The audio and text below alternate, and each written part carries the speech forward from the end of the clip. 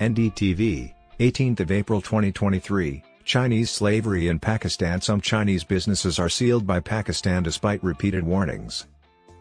According to sources, it is getting more challenging for the local administration and security authorities to contain anti-China sentiments among the Pakistani community, as they rush to stop terrorist attacks that could jeopardize Islamabad's strategic relationship with Beijing. Karachi Police have resorted to temporarily closing some businesses run and frequented by Chinese nationals in the city, which is a humiliating development for all weather friends China and Pakistan, according to Nikkei Asia.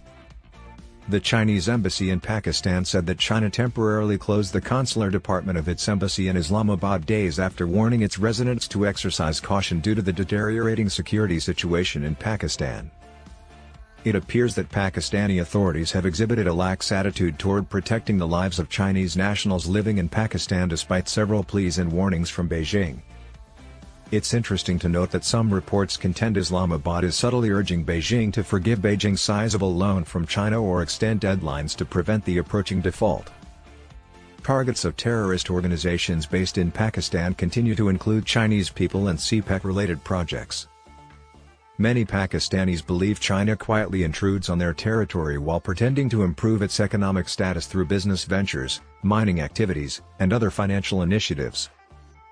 The local administration and security authorities are having difficulty containing the rising anti-China sentiments among the Pakistani community.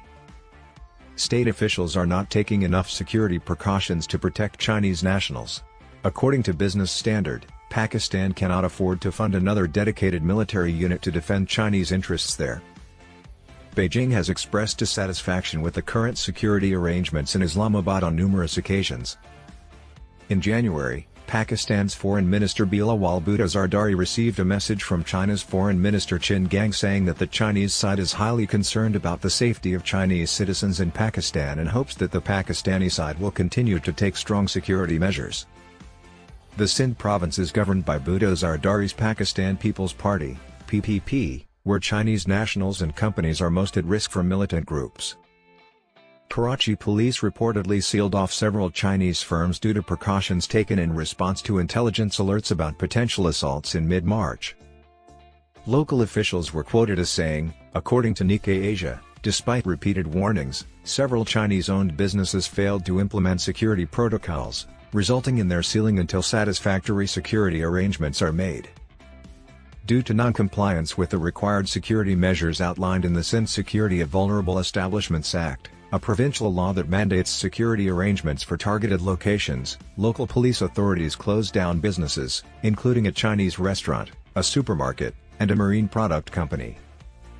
The failure of the local and federal governments to offer sufficient security to Chinese companies operating in Karachi, Pakistan's commercial hub, is a humiliating development.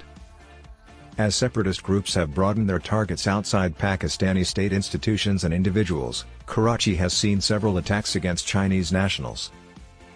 3 Chinese professors and a Pakistani driver were killed in one of the most famous incidents in April 2022, close to the Confucius Institute at the University of Karachi.